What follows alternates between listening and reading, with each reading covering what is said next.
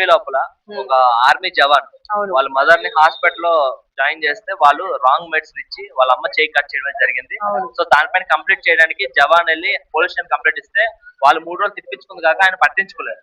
So ఆయన వెళ్ళి BSF లో ఎవరైతే కమాండర్ ఉంటారో వాళ్ళకి చెప్పడము, తర్వాత వాళ్ళు కమాండర్ తో పాటు బెటల్ని మొత్తం దిగొచ్చి ఒక కమిషనర్ ఆఫీస్ ని వాళ్ళ ఆధీనంలో తీసుకోవడం జరిగింది. సో దానికోసం ఏమేమి చెప్తారు?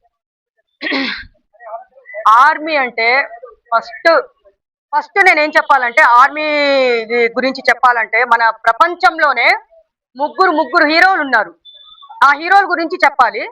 ఫస్ట్ మనం రైతు పండించే పంటలు మనం తింటున్నాం కాబట్టి రైతన్న మనకి ఫస్ట్ హీరో. తర్వాత పోలీస్ డిపార్ట్మెంట్, పోలీస్ ఆఫీసర్ అంటారు. తర్వాత ఇండియన్ ఆర్మీ. మన ప్రపంచంలో అన్నిట్లో అంటే వీళ్ళు ముగ్గురు హీరోలు. కానీ ఇప్పుడు ఇది జరిగింది చూసారా, వాళ్ళ కన్న తల్లికి ట్రీట్మెంట్ ఇచ్చి అంటే అది మెడిసిన్ కూడా రాంగ్ మెడిసిన్ ఇచ్చారు. రాంగ్ మెడిసిన్ ఇచ్చేసి చెయ్యి మొత్తం తీసేశారు. చెయ్యి తీసేసిన తర్వాత ఇప్పుడు ఆ తల్లి చెయ్యి తీసుకొని పోయేసి ఆయన దగ్గర పెడితే ఎట్లుంటది? ఆయన పోయేసి కంప్లైంట్ పెట్టాడు. కంప్లైంట్ పెట్టిన తర్వాత ఆ కంప్లైంట్ తీసుకోలేదు. అంటే నాకు తెలిసి అతను సామాన్యమైన మనిషి అనుకున్నారో, వ్యక్తి అనుకున్నారో అర్థం కావట్లేదు. డ్రెస్ కోడ్ లో ఉన్నాడా? అయితే చూడండి, ఇప్పుడు సమాజము ఎక్కడికి పోతుందో అర్థం కావట్లేదు. ఒక ఆర్మీ జవానే కన్న తల్లికి ఇప్పుడు హాస్పిటల్లో ఇట్లా ఎంత దారుణం జరిగింది. రాంగ్ మెడిసిన్ ఇచ్చి వాళ్ళు అంత దారుణాన్ని కొడుగట్టి చెయ్యి తీసేస్తే ఆ బాధ ఎవరికి? కన్న కొడుకుగా కదా. మరి అలాంటప్పుడు మీరు కేసు తీసుకోకుండా ఏం తీసుకోకుండా ఈ రోజు ఒక ఆర్మీ జవాన్ కేసు పెడితేనే తీసుకోలేదు, సామాన్యమైన ప్రజలు వాళ్ళ పరిస్థితి ఏంది? ఆయన ఎవరు? మనకి బార్డర్ లో మన కోసము నిద్ర లేకుండా ఏం లేకుండా బార్డర్ లో కాపలా కాసి వాళ్ళు అక్కడ ఉగ్రవాదుల కోసము కాపలా కాసేసి మనం ఇక్కడ 3 పూట్ల తిని మనము పడుకుంటున్నాము. అలాంటి జవాన్కే ఈ రోజు అన్యాయం జరిగిందంటే పాపం కదా.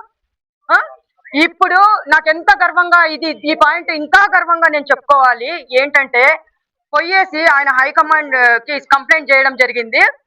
నిజంగా మిరాకిల్ ఏంటంటే గర్వంగా అంటే ఎంత ఇది చెప్పుకోవాలంటే, మనము మొత్తం కమిషనర్ ఆఫీస్ మొత్తం వీళ్ళ ఆధీనంలో తీసుకున్నారు. అది హైలైట్ ఇంకా హైలైట్.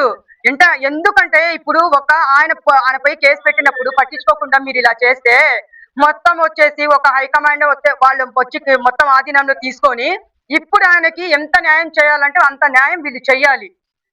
జవాన్ గురించి తెలుసా అసలు? ఆర్మీ జవాన్ అంటే వాళ్ళ గురించి గొప్పగా మాట్లాడండి, గర్వంగా మాట్లాడండి, గర్వంగా ఫీల్ అవ్వాలి మనము. ఇక్కడ మనం ఇంత ధైర్యంగా మాట్లాడుతున్నాం.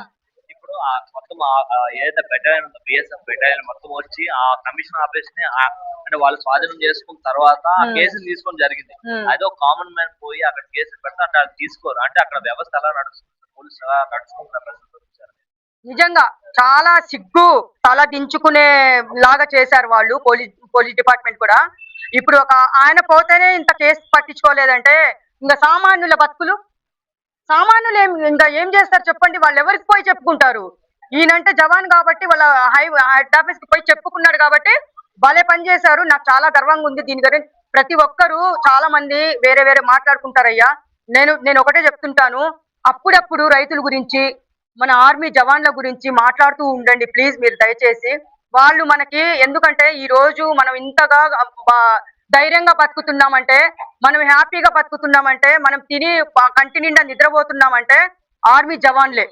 వీళ్ళ గురించి మాట్లాడాలి మీరు. అస్సలు మీరు ఊరుకోకూడదు. ఎందుకంటే మనం చాలా గర్వంగా ఫీల్ అవ్వాలి వాళ్ళ గురించి చెప్పుకోవడానికి. ఎందుకంటే మా మామయ్య కూడా ఒక మామయ్య పోలీస్ ఆఫీసర్, ఒక మామయ్య ఇండియన్ ఆర్మీ కాబట్టి వాళ్ళు ఈ లోకంలో లేరు కాబట్టి నేను వాళ్ళ గురించి అందుకే నాకు అంత వాళ్ళ గురించి అడిగితే నేను ఎంత గర్వంగా ఫీల్ అవుతాను. నాకు అంత పవర్ వస్తుంది వాళ్ళ గురించి అడిగితే. నిజంగా ఆయనకి న్యాయం చెయ్యాలి. సామాన్య ప్రజలకి వాళ్ళు ఈయనకే న్యాయం చేయలేదంటే ఇంకా సామాన్య ప్రజలు గతి ఏంటి? అంటే కొన్ని స్టేట్ లో ఎలా ఉన్నాయంటే పోలీస్ వ్యవస్థలు కూడా సరిగ్గా పనిచేయట్లేదు. మొన్న చూసారు కదా, తమిళనాడు లోపల 3 నుంచి 6 మంది వరకు సైడ్ జరిగింది. ఆ తర్వాత మొన్న 2 రోజుల కిందట ఒక ఐపీఎస్ ఇట్లాగా పెద్ద హోదాలు ఉన్నప్పుడు కూడా ఒక అమ్మాయి రేప్ కేసు, చిన్నపిల్ల 16 ఏళ్ళ అమ్మాయి రేప్ కేసు జరుగుతున్నప్పుడు వాళ్ళ కోసం మాట్లాడే మీడియా వస్తే మీడియా ముందులే నవ్వుతున్నారు 3 ఆఫీసర్. అది కూడా బాగా వైరల్ అయింది. అంటే పోలీస్ వ్యవస్థ కొన్ని స్టేట్ లో ఎలా నడుచుకుంటే అంత ఇదిలో ఉంది. అవును ఇంకా హైదరాబాద్ విషయం తెలిసి మీకు తెలిసింది, హైదరాబాద్ లో ఏది ఉన్నా సరే, అది పొలిటీషియన్ అయినా సరే, ఎవరున్నా సరే పోలీసులు చేయాలనుకుంటే చేస్తారు. అవును అట్లాంటిది మన హైదరాబాద్ మొత్తం అదృష్టం అనుకోవాలి ఇంకా అవును ప్రజలకి. అవును కానీ అట్లా ఇట్లాంటివే మొత్తం ఇండియా వైజ్ గా ఉంటే చాలా బెస్ట్ అని నేను మీరేం చెప్తారు? నిజంగా ఇప్పుడు ఆ నేను చూసా, చాలా చోట్ల కూడా నేను చూశాను. 9 మందికి ఉరిశిక్ష పడింది పోలీస్ ఆఫీసర్లకే. అంటే ఆ ఉరిశిక్ష కూడా ఒక అక్కడ పనిచేసే లేడీ కానిస్టేబుల్ సాక్ష్యం చెప్పడం వల్ల పోలీస్ వాళ్ళని కూడా చూడకుండా కోర్టు మంచి, తమిళనాడులో జరిగింది కదా, తమిళనాడులో నిజంగా మదురై తమిళనాడే, అది మదురై కూడా. కానీ ఆ మదురైలో జరిగింది నిజంగా, అది కూడా మనం గర్వంగా చెప్పుకోవాలి. పోలీస్ ఆమె ఎంత ధైర్య సాహసాలతో వచ్చి సాక్ష్యం చెప్పడం వల్ల ఈ రోజు న్యాయం జరిగింది. ఎందుకంటే అప్పుడు లాక్డౌన్ లో తండ్రి కొడుకుల మీద షాపు లేట్ గా బంద్ చేసే, క్లోజ్ చేయలేదని చెప్పేసి దాని గురించి వాళ్ళకి దాడి చేసి లాకప్ డెత్ అనాలి దీన్ని, కొట్టి కొట్టి చంపారు చూసారా తండ్రి కొడుకుల్ని.